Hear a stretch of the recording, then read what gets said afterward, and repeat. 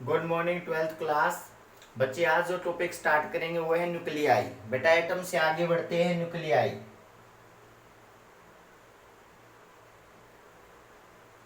ध्यान से सुनना बेटा, न्यूक्लियाई क्या होता है। आप लोगों ने ये पता है कि रदरफोर्ड ने एक एक्सपेरिमेंट किया था बेटा, और उस रदरफोर्ड ने जो एक्सपेरिमेंट में न्यूक्लियस की बात हुई थी कि एक न्यूक्लियस है जो एटम के सेंटर पे एग्जिस्ट करता है बेटा। इसके अंदर पॉजिटिव चार्ज होता है। क्या होता है? उसके अंदर पॉजिटिव चार्ज होता है बेटा, और उसके सराउंडिंग में इलेक्ट्रॉन्स रिवॉल्व करते हैं और ये डिस्क्रीट ऑर्बिट में करते हैं। ये चीज बोहर ने बताई थी बेटा। ये कॉन्सेप्ट आप सबको क्लियर होना चाहिए बेटा। ये एटम जो है ना बेटा, डिस्क्रीट एनर्जी लेवल में। अब न्यूक्लियाई की बात है तो हम सिर्फ न्यूक्लियस की बात करेंगे, एटम के बारे में बात नहीं करेंगे बेटा। तो सबसे पहले देखो बेटा कि न्यूक्लियस क्या होता है। डेफिनेशन देखो बेटा, न्यूक्लियस होता क्या है बेटा।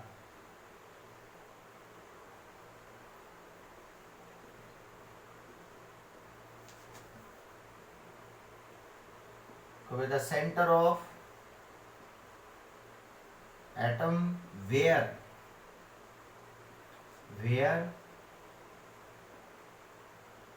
19% mass of atom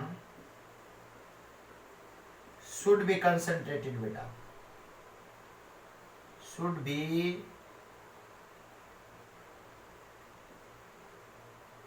या must be बेटा, must be concentrated बेटा, concentrated at that region बेटा। उसको हम बोलते हैं न्यूक्लियस।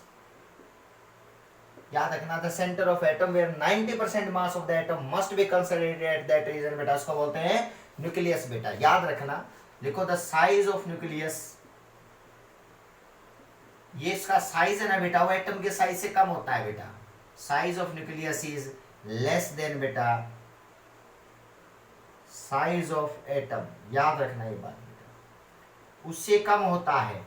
यानी कि the centre of atom where 90% mass of the atom must be concentrated at that region बेटा, and the size of nucleus is less than size of a atom। ये nucleus का साइज है बेटा। ये बात क्लियर होनी चाहिए सबको बेटा कि न्यूक्लियस होता क्या है बेटा।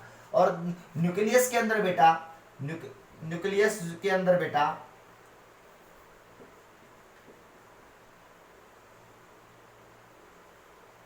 इन न्यूक्लियस बेटा the protons and neutrons are present बेटा। नाम है ये पार्टिकल्स का, protons and neutrons are present बेटा। याद रखना, present. Proton have positive charge, note करते चलना, पॉजिटिव चार्ज। और न्यूट्रॉन के ऊपर कोई चार्ज नहीं होता बेटा, न्यूट्रल होते हैं ये बात आपको पता होनी चाहिए। प्रोटॉन पे चार्ज, जो प्रोटॉन पे चार्ज होता है बेटा वो पॉजिटिव, और न्यूट्रॉन पे क्या होते हैं बताओ, न्यूट्रल होते हैं। ये बात याद रखना बेटा। और अब सिचुएशन क्या है प्रोटॉन का बेटा, proton and neutron are not fundamental particle बेटा। ये कोई फंडामेंटल नहीं है, इनका अपना साइज होता है बेटा। Proton and neutron are, proton and neutrons are not fundamental particle बेटा। फंडामेंटल मतलब होता है बेटा जो बिल्कुल बेसिक होता है, उससे नीचे वो चीज टूट नहीं सकती बेटा। तो proton neutrons are not fundamental particles, मतलब इनका अपना साइज होता है, इनका अपना साइज होता है because they made up by, किससे बने होते हैं बताओ, मेड अप बाई क्वार्क्स। नाम है बेटा ये पार्टिकल का, एंड ग्लूऑन। ये वर्ड बहुत इंपॉर्टेंट है कि प्रोटॉन और न्यूट्रॉन जो है ना बेटा वो क्वार्क्स और ग्लूऑन से बने होते हैं बेटा। याद रखना, इसलिए फंडामेंटल नहीं है वो फंडामेंटल नहीं है। ये लाइन बहुत इंपॉर्टेंट है कि proton and neutron are not fundamental particle because they made up by quarks and gluons बेटा। ये स्टेटमेंट आपको क्लियर होनी चाहिए बेटा। क्वार्क्स से बने होते हैं, क्वार्क्स होते हैं बेटा, उनके टाइप्स हैं, उनसे बनते हैं बेटा ये न्यूट्रॉन भी और प्रोटॉन भी। तो इसलिए इनका साइज होता है बेटा, इनका अपना एक साइज होता है। इनके पॉजिटिव चार्ज हैं, न्यूट्रॉन क्या है, न्यूट्रल है बेटा। ये बात आपको क्लियर होनी चाहिए। अब आगे बढ़ते हैं बेटा, ये चीज मैं रब कर रहा हूं। बेटा जिनसे प्रोटॉन और न्यूट्रॉन बनते हैं ना वो 6 टाइप्स हैं क्वार्क्स के बेटा। आज पर डिस्कस कर ही लेते हैं जल्दी जल्दी से क्वार्क्स टाइप्स बेटा। याद रखना, एक तो होता है अप क्वार्क्स बेटा, एक होता है डाउन, एक होता है चार्म, एक होता है स्ट्रेंज, एक होता है टॉप चार्म, टॉप क्वार्क्स, एक होता है बॉटम बेटा। याद, इनसे बनके प्रोटॉन बनता है, इनसे ही न्यूट्रॉन बनता है बेटा। याद रखना, जो इनके ऊपर कुछ के चार्ज बता देता हूं। जो अप क्वार्क्स होता है ना बेटा, उसके ऊपर जो चार्ज होता है वो +2/3e होता है, मतलब चार इलेक्ट्रॉन या प्रोटॉन के चार्ज का 2/3 ओनली बेटा। और जो डाउन क्वार्क्स होता है ना बेटा, उसके ऊपर जो चार्ज होता है वो -1/3 होता है। मतलब ये ऐसे ऐड होते हैं बेटा कि एक मटेरियल के ऊपर तो +e ले आएंगे बेटा। प्रोटॉन के ऊपर कितना चार्ज होता है, प्रोटॉन पे चार्ज होता है +e, और न्यूट्रॉन के ऊपर न्यूट्रल होता है, तो इसका मतलब 0। तो इसका मतलब ये ऐसे ऐड होते हैं आपस में, अप और डाउन की। एक के ऊपर तो +e बना देंगे, एक पे क्या बना देंगे, 0 बेटा। ये आप पे डिपेंड करता है कि UUD अच्छे से मतलब DUU इनसे क्या बनते हैं बताओ। एक डाउन दो अप, आपस में मिलकर न्यूट्रॉन बनाते हैं। समझ में आई बात बेटा। एक अप और दो डाउन बन के आज जो है बेटा न्यूट्रॉन प्रोटॉन, इस तरह से बन सकते हैं। अब आगे सुनो, इनसे बन के ये चीजें न्यूट्रॉन प्रोटॉन बनते हैं बेटा। अब बात क्या है न्यूक्लियस का ना बेटा। न्यूक्लियस की अगर हम बात करता हूं शेप बेटा, the size of nucleus is in range of फर्मीमीटर बेटा। याद रखना 10⁻⁻15 मीटर के आसपास होता है बेटा। ये बात आपको क्लियर होनी चाहिए। वो कितने टाइम है वो अभी पता चल जाएगा आपको। अब इसको मेजर करने के लिए, इसके साइज को बेटा शरीर के मास को मेजर करने के लिए, प्रोटॉन के मास को मेजर करने के लिए, जैसे प्रोटॉन पे जो मास होता है ना बेटा, प्रोटॉन पे चार्ज तो +e के बराबर होता है। और +e कितना होता है बच्चों को याद होगा, +1 - 6 × 10⁻⁻19 कूलम बेटा। इतना प्लस का चार्ज होता है प्रोटॉन के ऊपर बेटा। मास कितना होता है प्रोटॉन का, वो होता है 1.67 × 10⁻⁻27 किलोग्राम बेटा। याद रखना। और न्यूट्रॉन के ऊपर भी इतना ही होता है, लेकिन थोड़ा सा डिजिट में थोड़ा बदलाव आता है। 7 के बाद बेटा थोड़ा सा और वेरी करता है न्यूट्रॉन का। इसलिए न्यूट्रॉन थोड़ा सा हायर मास का मानते रेदर देन प्रोटॉन के मास के बेटा। अब सुनो, यहाँ पे है क्या सिचुएशन कि प्रोटॉन और न्यूट्रॉन मासेस बहुत कम होते हैं, तो इसलिए एक स्मॉलेस्ट यूनिट बेटा याद रखना, इसको जो मास को मेजर करते हैं उसको मास स्पेक्ट्रोग्राफ बोलते हैं। मास स्पेक्ट्रोग्राफ बेटा, याद रखना है बात। उससे इसका मास मेजर किया जाता है बेटा, न्यूट्रॉन का भी और प्रोटॉन का भी बेटा। ये दोनों अप्रोक्सीमेटली इक्वली होते हैं। लेकिन एक ऐसी यूनिट है जो इनके मास को डिफाइन करती है। जितने भी छोटे मासेज हैं वो उस यूनिट को यूज किया जाता है बेटा, वो है AMU, एटॉमिक मास यूनिट बेटा। तो हेडिंग डालो AMU क्या होती है, AMU देखना बेटा, atomic mass unit.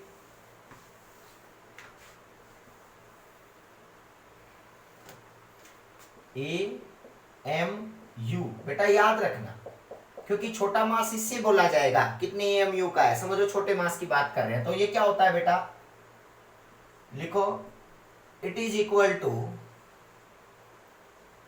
1/12 of mass of, reference तो लिया ही जाएगा क्या, मतलब उसके डिफाइन करना है तो ये क्या रेफरेंस लिया गया AMU का, it is equal to 1/12 of mass of 1 carbon atom बेटा।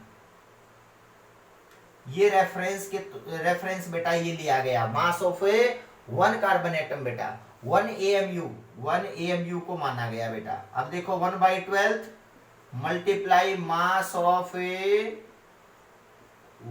कार्बन एटम, समझने की ट्राई करना। अब ये मास कैसे निकाले बेटा, सबसे बड़ी प्रॉब्लम यही है। तो कुछ चीजें समझना बेटा, जो जैसे मान लिया यहाँ पे AXZ है बेटा, AX कोई भी मोलिक्यूल है, कोई एटम है, कोई भी एटम है बेटा। A होता है मास नंबर बेटा, A होता है मास नंबर, और इसके अंदर प्रेजेंट होते हैं प्रोटॉन प्लस न्यूट्रॉन का नंबर बेटा। Total number of proton plus neutron कितने हैं बेटा, उसका मास नंबर से पता लगता है बेटा, ये ऐड।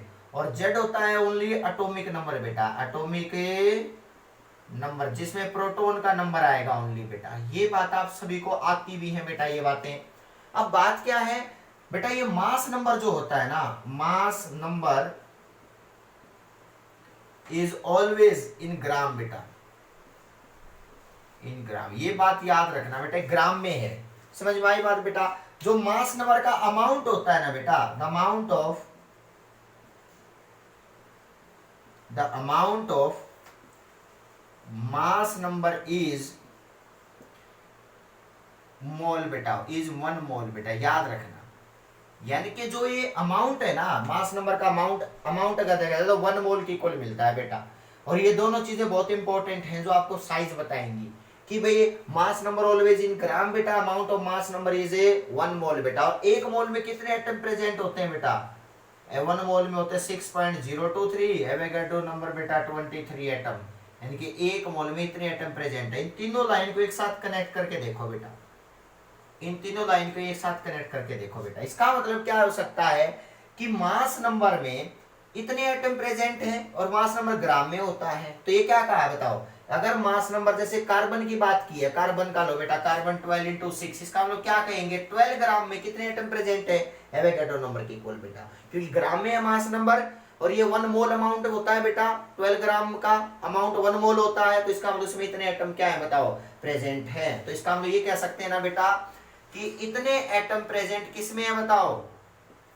का मास है 12 ग्राम और 1 का कितना होगा बताओ? 12 इंटू 6.033 इंटू 10 की पावर 23 बेटा, यानी कि इतने ग्राम। इसका मतलब ये कह सकते हैं कि एक एटम का मास इतना आ जाता है बेटा, किसका? कार्बन एटम का बेटा। और यहाँ पे पुट कर दो रिजल्ट में 1 AMU आ जाता है बेटा। क्या आ जाता है? 1 AMU। तो इसका मतलब यहाँ पे अगर मैं पुट करता हूं तो क्या रिजल्ट निकल के आ रहा है बेटा? ये इंपॉर्टेंट है, इस पे स्टार लगा लेना बेटा, इस बात का बहुत इंपॉर्टेंट लाइन है ये चीजें बेटा। क्लियर है? अब आगे बढ़ो, आगे बढ़ो बेटा। अगर मैं कहूं आपसे, मैं ये वैल्यू पुट करता हूं तो क्या रिजल्ट बन के आया बेटा बताओ? 1 AMU is equal to 1/12 multiply बेटा, किलोग्राम में कर लो इसको, 12 इंटू में 10 की पावर -3 बेटा, ग्राम है तो किलोग्राम में बाई 1000 करना पड़ेगा। 023 इंटू 10 की पावर 23। इसको सोल्व करो बेटा, 12 से 12 कैंसिल, सोल्व करोगे तो आएगा 1.66 इंटू 10 की पावर -27 किलोग्राम। तो इसका मतलब 1 AMU हमेशा याद रखना, रेफरेंस के लिए कितने किलोग्राम का होता है? 6 इंटू 10 की पावर 27 किलोग्राम। ये बात आपने याद रखनी है, ये बात आपने याद रखनी है बेटा। समझ में आई बात? जैसे मैं कहूं प्रोटॉन का मास कितना होता है? प्रोटॉन मास जो होता है बेटा that is equal to 1.67 into 10 की पावर 27। लेकिन ये तो AMU तो इसके इक्वल होता है। तो अगर मैं प्रोटॉन के AMU में बनाऊं ना बेटा, तो प्रोटॉन मास इन AMU बेटा थोड़ा सा बड़ा आएगा ना 1 से बेटा, देखो थोड़ा सा बड़ा आएगा तो आएगा 1.0076 यानी कि 53 जो भी है बेटा, ये AMU यानी कि इतना मास होता है बेटा प्रोटॉन का। अगर आप AMU में देखना चाह रहे हो तो याद रखना ये बात। क्लियर है? अगर मैं न्यूट्रॉन का देखना चाहूं तो न्यूट्रॉन का मास कितना है? AMU थोड़ा सा बड़ा होता है बस बेटा, न्यूट्रॉन मास होता 1.008667 बेटा, ये AMU मतलब ये थोड़ा सा बड़ा बेटा न्यूट्रॉन होता है। अगर AMU में दोनों के मास देखे ना, क्योंकि देखो प्रोटॉन थोड़ा सा हैवी है, न्यूट्रॉन इससे भी थोड़ा सा हैवी मिलता है बेटा, ये 3rd डिजिट में वेरिएशन आता है। तो ये AMU इनका आपस में रिलेशन देख लिया बेटा। तो इस तरह से आपको ये AMU में मासेस याद होनी चाहिए, प्रोटॉन के भी और न्यूट्रॉन को के भी बेटा। तो आज के बाद 1 AMU क्या होता है पता चल जाना चाहिए बेटा। क्लियर है? अब आगे बढ़ते हैं, अब आगे बढ़ते हैं। ठीक है सर, हमें पता चल गया। देखो अब क्या,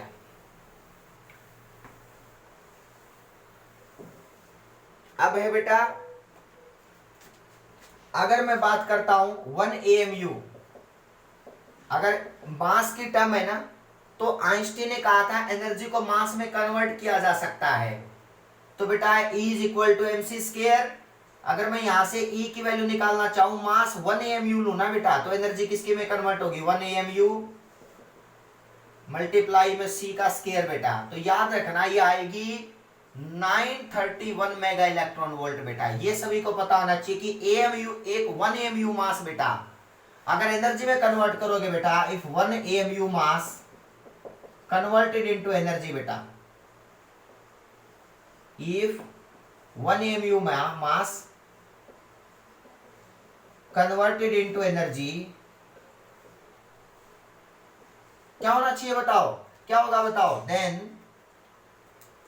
देन बेटा एनर्जी जो हो रिलीज होगी that is equal to 931 MeV, मतलब mega electron volt, 931 mega electron volt बेटा। ये किसका मतलब एएमयू 1 एएमयू को एनर्जी में कन्वर्ट करना है तो इतनी एनर्जी रिलीज होगी बेटा, याद रखना। दोबारा मास में कन्वर्ट करना है तो बस 1 एएमयू को c स्क्वायर से डिवाइड कर देना, वो 1 एएमयू के इक्वल आएगी ये टर्म बेटा। तो आप देख लेना 1 एएमयू के इक्वल ही आएगी ये टर्म बेटा।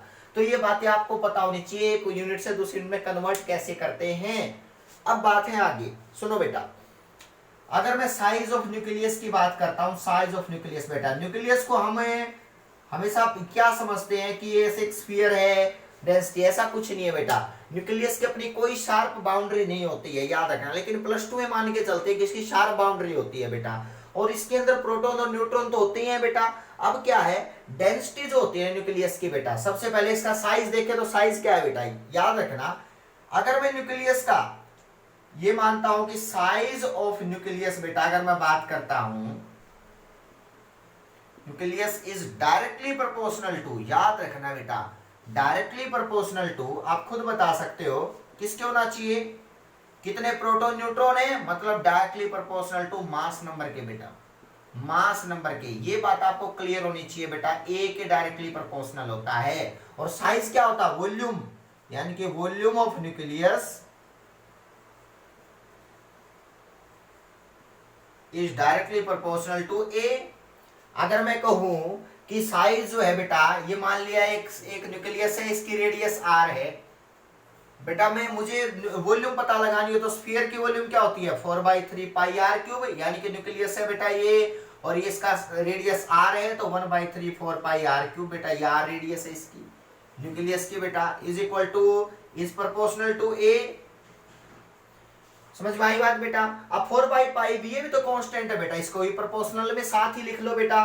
तो रिजल्ट क्या बन गया बताओ, यानी कि r cube is proportional to a बेटा, ये कह सकते हैं क्योंकि ये भी तो कांस्टेंट है, प्रोपोर्शनल में आ गया बेटा। तो r किसके इक्वल आ गया बताओ, r इज इक्वल टू, देखो बेटा जब प्रोपोर्शनल का साइन हटाता हूं तो यहाँ पे देखो इज इक्वल टू r0, ये जो है ना बेटा प्रोपोर्शनल टू a की पावर 1/3 हो गया, देखो ना बेटा उधर 1/3 हो गया ना। अब कोई कांस्टेंट लो प्रोपोर्शनल को हटाने के लिए, तो बताओ कांस्टेंट क्या आ जाता है बताओ, कांस्टेंट आ जाएगा बेटा r is equal to r0 a की पावर 1/3। ये सभी बच्चों को याद होना चाहिए कि रेडियस कैसे वेरी करती है बेटा मास नंबर के साथ। जितना बड़ा a होगा, मास नंबर बड़ा होगा, रेडियस उतनी ही बड़ी होगी बेटा। r इज r0 a की पावर 1/3, r0 a की पावर 1/3, इसमें स्टार लगा लो बेटा। r0 कांस्टेंट है, r0 कांस्टेंट है, और इसकी वैल्यू क्या लिखी जाती है बताओ r0 की, 1.2 इंटू 10 की पावर -15 मीटर बेटा। ये मीन रेडियस बोली जाती है कई बार बेटा, कई बुक्स में मीन रेडियस बोल रखा है, तो इसकी वैल्यू फिक्स होती है बेटा कांस्टेंट की। और जो a अगर ज्यादा होगा तो रेडियस न्यूक्लियस की बढ़ती जाएगी बेटा, ये मीन रेडियस ले रखी है कांस्टेंट के लिए बेटा। तो r is equal to r0 a की पावर 1/3 बेटा। ये रिलेशन सबको टिप्स पे होना चाहिए कि रेडियस साइज कैसे वेरी करता है न्यूक्लियस का, ये बहुत इंपॉर्टेंट बात है बेटा। क्लियर है ये बात। अब बात आती है, ठीक है, अब नेक्स्ट यहीं से स्टार्ट करेंगे बेटा नेक्स्ट टॉपिक, ठीक है, डेंसिटी वगैरह जिसकी सारी चीजें हम नेक्स्ट लेक्चर में डिस्कस करेंगे। क्लियर है बेटा, थैंक यू सो मच।